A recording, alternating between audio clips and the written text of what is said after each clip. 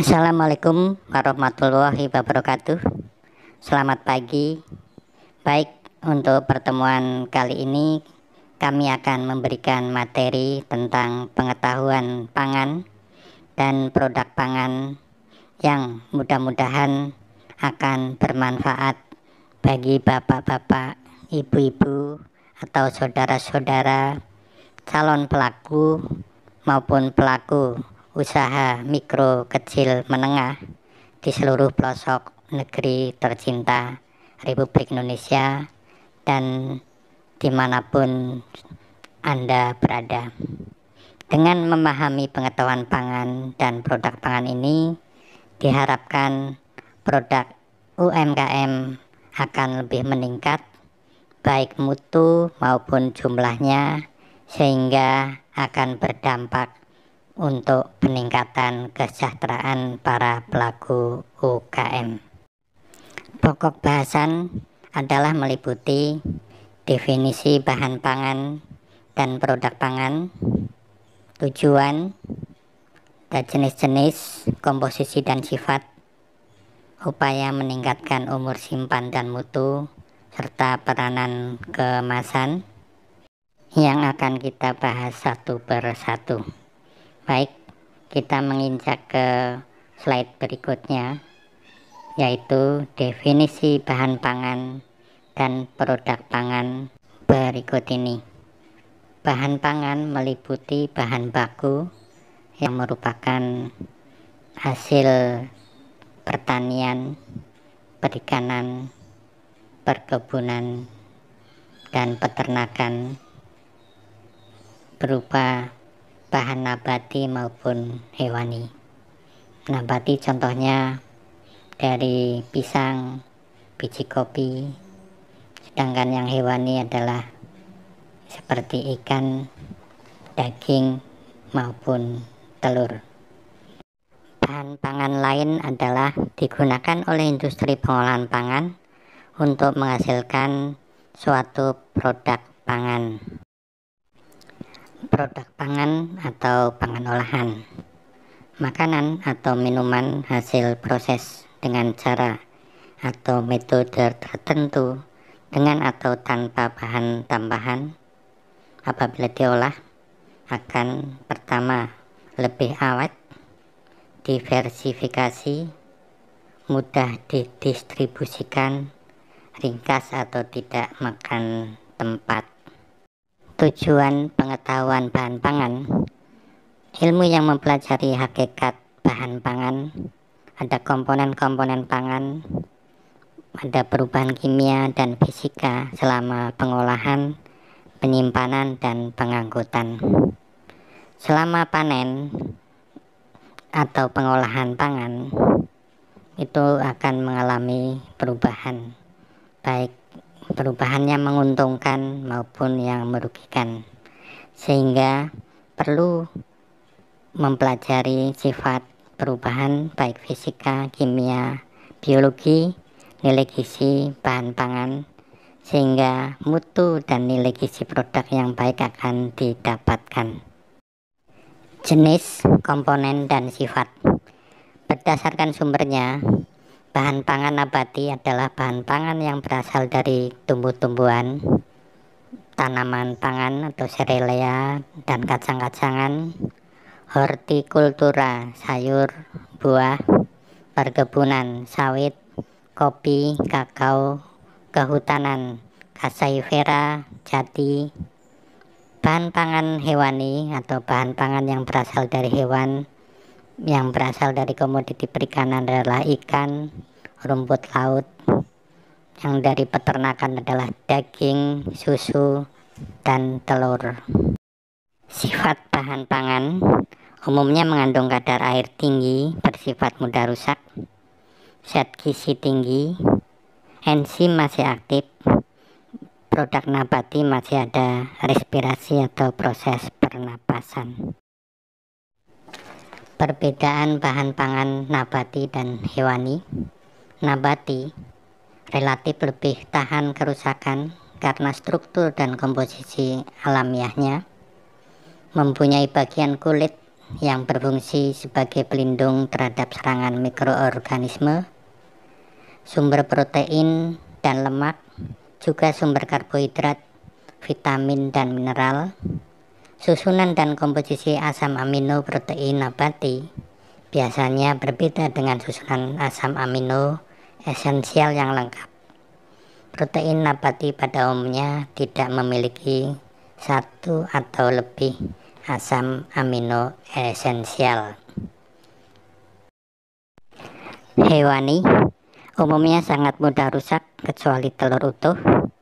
Bahan pangan hewani kecuali telur yang sudah siap diolah pada umumnya merupakan bagian dari tubuh hewan yang telah dipisahkan sehingga tidak memiliki kulit pelindung lagi.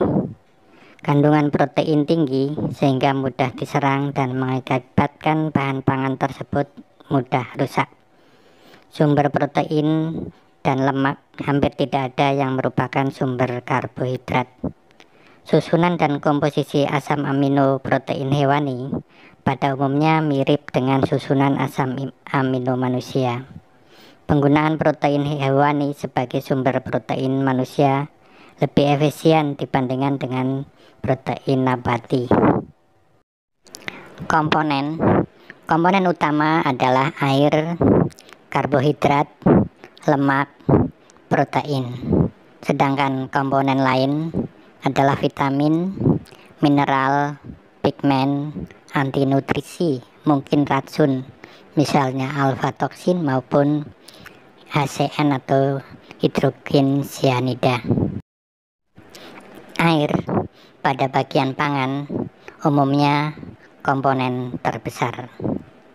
Sangat berpengaruh terhadap mutu bahan pangan.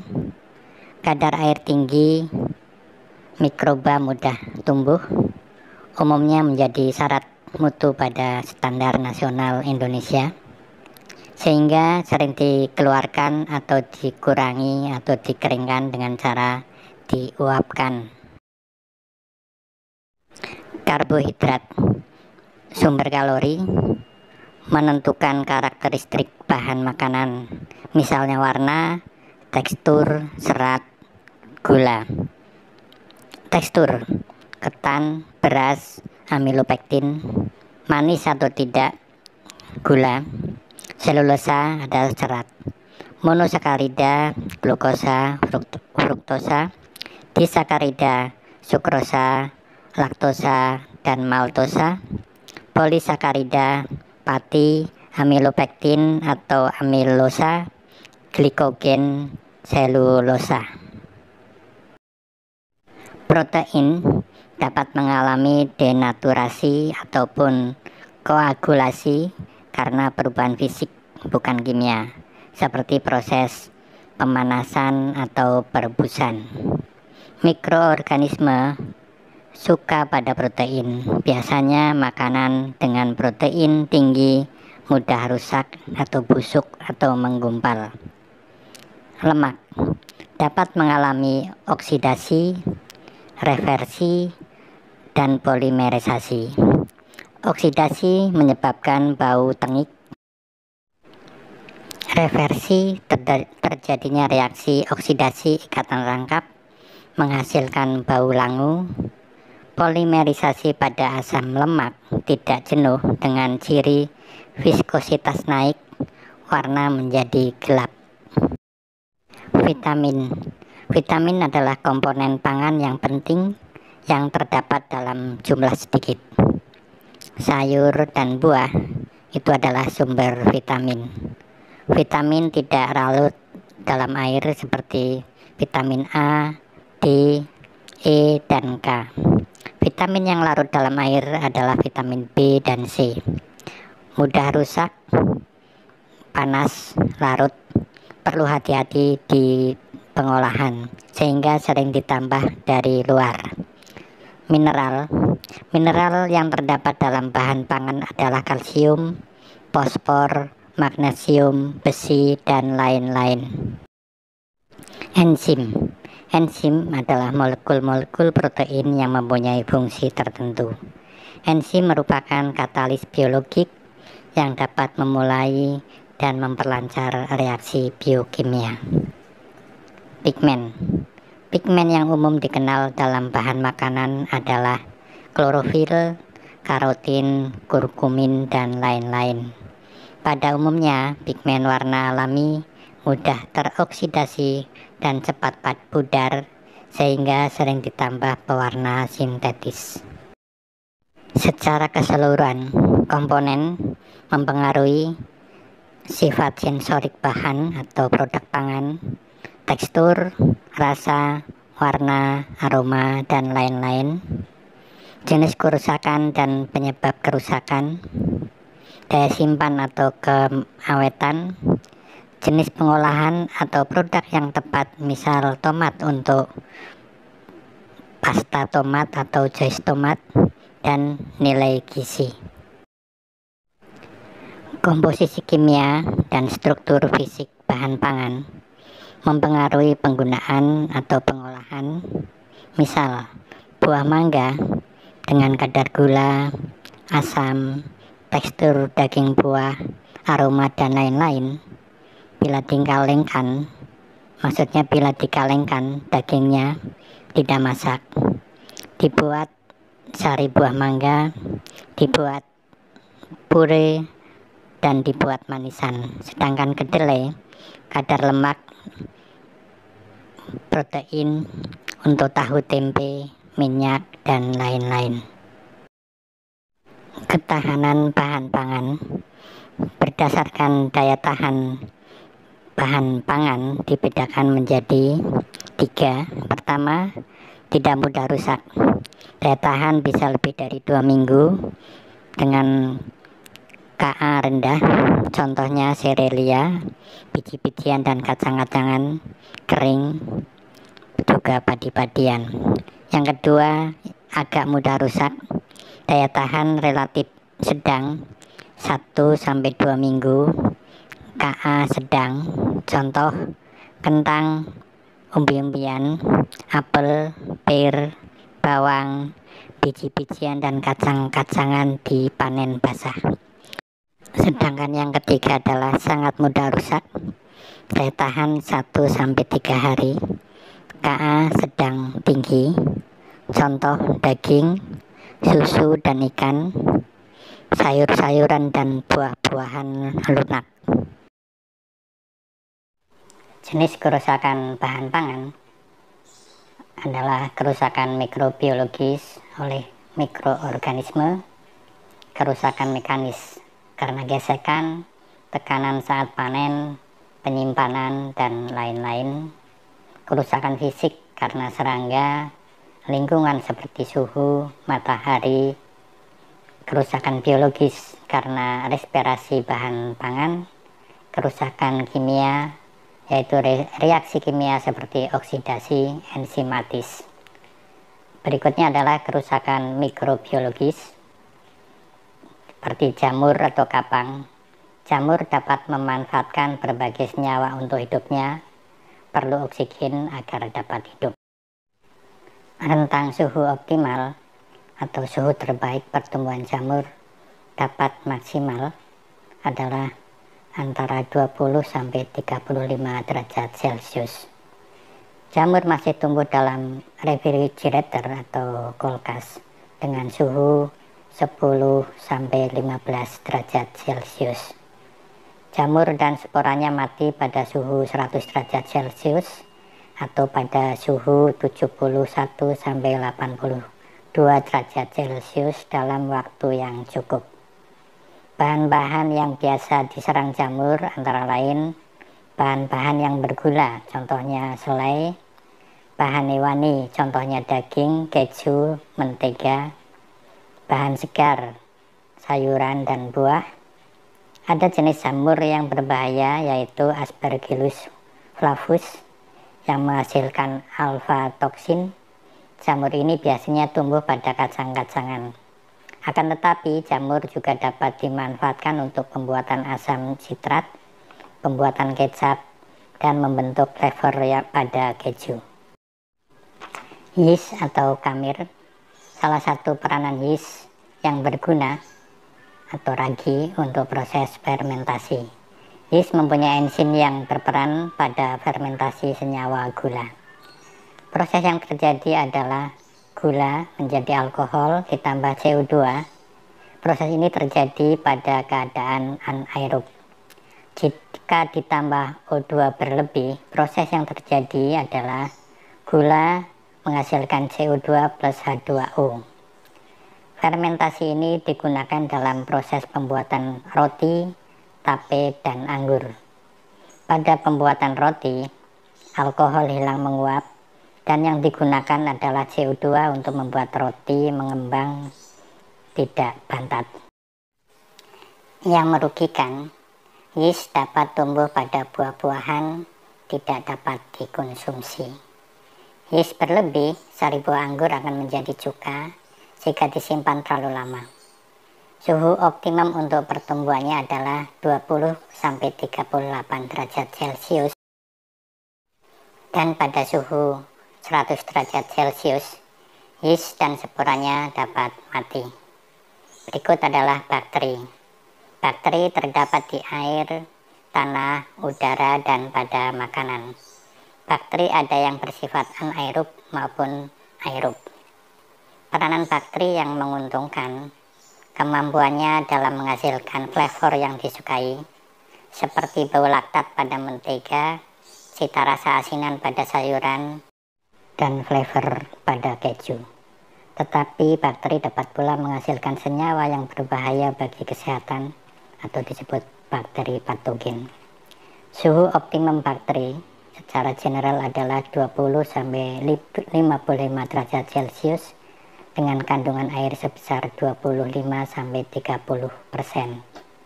Klasifikasi bakteri: A adalah bakteri termofil lebih dari 45 derajat Celcius, B bakteri psikrofil kurang dari 10 derajat Celcius, dan bakteri misofil 20-45 derajat Celcius. Makanan asam rendah, makanan dengan pH kurang dari 4,5, lebih mudah diawetkan karena bakteri dan sporanya lebih mudah mati. Faktor-faktor yang mempengaruhi tumbuhnya mikroorganisme: pertama adalah nutrisi. Unsur dasar yang dibutuhkan mikroba adalah C, N, H, O2, S, F, M, Fe, dan logam lainnya. Waktu, suhu, pH, ketersediaan oksigen, AW, senyawa kimia, dan radiasi. Kerusakan mekanis. Kerusakan mekanis karena benturan selama penangkapan, pengangkutan, dan persiapan sebelum pengolahan. Ciri kerusakan mekanis antara lain memar karena tertindih atau tertekan, sobek atau terpotong. Kerusakan mekanis pada ikan tidak berpengaruh nyata terhadap nilai gizinya, tetapi cukup berpengaruh terhadap penampilan dan penerimaan konsumen. Kerusakan fisik. Insekta, parasit atau tikus menyebabkan berlubang, ada bekas gigitan. Suhu tinggi menyebabkan memar, lembek. Kelembaban relatif atau RH yang rendah dapat menyebabkan kehilangan air. RH rendah dalam jumlah kecil tidak akan menyebabkan kerugian, tetapi kehilangan air dalam jumlah banyak menyebabkan hasil panen layu dan mengkerut. Udara, oksigen, dan sinar matahari. Berikutnya adalah kerusakan biologis. Respirasi melibatkan proses perombakan senyawa makromolekul atau karbohidrat, protein, lemak menjadi CO2, air, dan energi panas. Laju respirasi yang sangat cepat mempercepat proses kebusukan. Laju respirasi akan menentukan daya tahan dari produk setelah dipanen, sehingga ada produk yang tahan disimpan lama setelah dipanen, seperti umbi-umbian, biji-bijian. Ada juga yang tidak tahan disimpan lama, seperti produk buah-buahan yang berdaging maupun yang lunak, seperti sayur-sayuran daun. Kerusakan kimia dan biokimia. Pencoklatan. enzimatik dan non-enzimatik, oksidasi lemak, denaturasi protein, hidrolisa polisakarida, degradasi pigmen. Reaksi kimia dan biokimia. Dari diagram yang kami gambarkan tersebut, di mana L lipid pool seperti trigliserida, asam lemak, fosfolipid, dan lain-lain. C adalah karbohidrat pool seperti polisakarida, gula, asam organik, dan lain-lain. P adalah protein pool seperti protein, peptida, asam amino, dan lain-lain. Bisa digambarkan bahwa proses tersebut atau proses reaksi kimia dan biokimia akan menghasilkan produk olahan yang bisa menyebabkan rasanya hilang, warna juga hilang, nutrisi, nilai dan harga juga hilang, serta tekstur juga ikut hilang. Kerusakan bahan pangan sesudah dipanen. Faktor pangan ada pengaruh internal, nanti ada faktor lingkungan, pengaruh eksternal, dan menyebabkan kerusakan.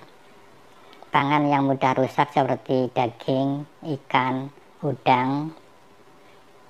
Pangan agak mudah rusak seperti apel, mangga, wortel, dan sayur. Pangan awet ada beras, jagung, dan kedelai.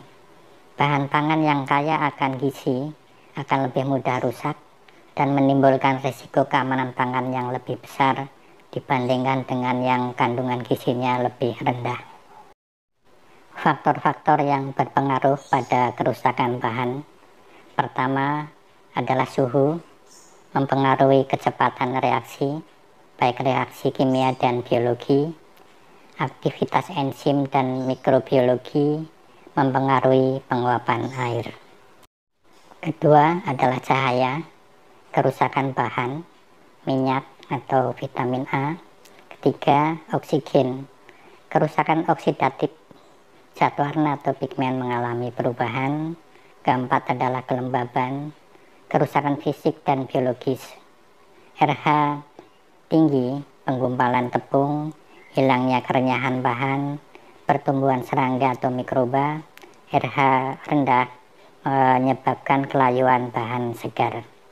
Kelima adalah mikroba, bahan sumber makanan mikroorganisme menggunakan bahan pangan sebagai substratnya.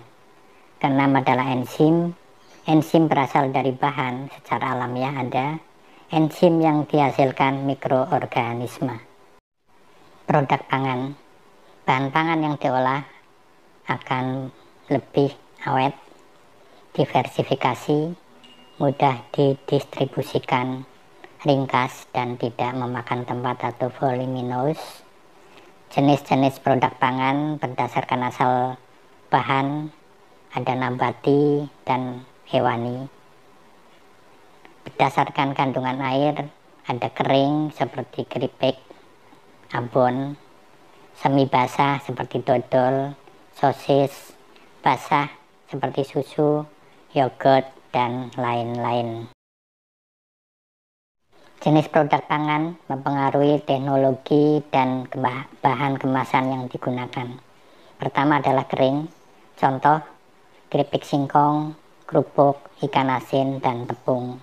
Sifat produknya kadar air rendah, mudah melempem, mudah remuk, biasanya daya awet tinggi karena mikroorganisme tidak dapat berkembang.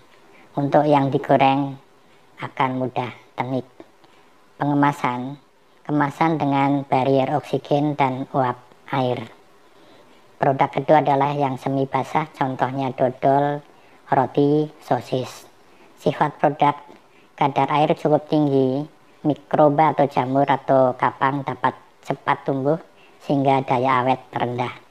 Pengemasan, kemasan dengan barrier oksigen, uap air lebih baik bila vakum.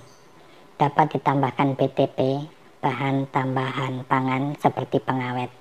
Pada beberapa produk perlu rantai dingin. Ketiga adalah produk basah, contoh susu pasteurisasi, Sifat produknya kadar air tinggi. Bila mengandung protein atau lemak tinggi, mikroba mudah tumbuh. Pengemasan, apabila mengandung protein tinggi seperti susu, perlu rantai dingin dan proses pengolahan yang memperhatikan aspek Good Manufacturing Practice atau GMP. Dalam bahasa Indonesianya, cara produksi pangan olahan yang baik, CPPOB, di mana UKM yang memproduksi dan memperdagangkan pangan wajib memenuhi standar keamanan pangan dan mutu pangan guna mengendalikan risiko bahaya pada pangan sehingga keamanan pangan terjamin. Ini tercantum dalam Undang-Undang Nomor 18 Tahun 2012 Pasal 71 dan 86. Upaya meningkatkan umur simpan dan mutu bahan. Pertama adalah pertahankan bahan pangan dalam keadaan hidup selama mungkin. Seperti ikan bisa dimasukkan dalam akuarium atau diberi oksigen atau aerasi. Kedua adalah dengan teknologi pengolahan dan pengawetan seperti dibersihkan, disimpan di suhu dingin, di vakum atau diasap. Teknologi pengolahan dan pengawetan. Pengolahan dan pengawetan dapat memperpanjang umur simpan dan mempertahankan mutu sehingga tetap aman dan layak dikonsumsi. Pengolahan pangan. Suhu tinggi, pemanasan, blansir, pasteurisasi, sterilisasi. Suhu rendah, pendinginan, pembekuan, pengeringan, pemberian asam, pemberian gula dan garam, pengasapan, pembuangan udara, penambahan bahan tambahan pangan, dan radiasi. Penggolongan bahan tambahan pangan ada pewarna, ada pemanis buatan, pengawet, antioksidan, anti gempal, penyedap rasa dan aroma, penguat rasa, pengatur keasaman, pemutih dan pematang tepung, pengemulsi, pemantap, dan pengental, pengeras, sekuestran. Peranan kemasan. Pengolahan, hal tersebut memerlukan adanya metode pengolahan dan pengawetan makanan yang lebih baik yang dapat mencegah kerusakan dan memperpanjang masa simpan. Namun demikian, hal tersebut tidak dapat terjadi tanpa adanya kemasan yang efektif dan memenuhi persyaratan baik teknis maupun komersial. Diperlukan desain kemasan baik struktural maupun grafis. Sebagai ilustrasi, teknik oksidasi minyak plus sinar UV katalisator. Pilih kemasan dengan O2 barrier tinggi, mampu menahan sinar UV atau isi kemasan dengan N2.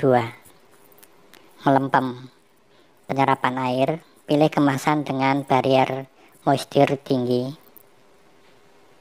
berubah rasa atau aroma, penyerapan aroma dari luar atau interaksi dengan bahan kemasan. Pilih kemasan dengan gas barrier tinggi dan bersifat inert. Remuk karena benturan. Pilih kemasan rigid atau kaku, kemasan transportasi baik. Aktivitas mikrobiologi, pilih kemasan yang higien, pre-treatment terhadap kemasan yang digunakan. Peranan kemasan dalam memperpanjang umur simpan dan mutu produk. Pertama adalah melindungi produk dari faktor eksternal, namun produk harus bermutu baik. Pilih bahan kemasan dan teknologi kemasan yang sesuai dengan bahan atau produk pangan yang dikemas. Kemasan yang baik akan mempertahankan umur produk dalam keadaan mutu yang baik dan layak dikonsumsi. Untuk membahas kemasan yang memenuhi persyaratan komersial, baik struktural maupun desain grafisnya, akan dibahas dalam kesempatan yang lain, atau bisa menghubungi Klinik Kemasan Kementerian Perindustrian Republik Indonesia. Sebagai penutup, pengetahuan bahan dan produk pangan perlu untuk mengetahui sifat bahan atau produk, teknologi yang tepat, bahan tambahan pangan yang tepat bila diperlukan, dan kemasan yang tepat, sehingga akan menghasilkan produk pangan dengan umur simpan sepanjang mungkin pada kondisi bermutu dan layak untuk dikonsumsi. Demikian penyampaian kami tentang pengetahuan bahan dan produk pangan yang mudah-mudahan akan bermanfaat bagi para calon pelaku maupun pelaku usaha mikro kecil menengah, sehingga akan lebih berkembang dan meningkatkan pendapatan serta kesejahteraan Bapak, Ibu, dan saudara-saudara sekalian. Wassalamualaikum warahmatullahi wabarakatuh. Sampai ketemu di kesempatan berikutnya.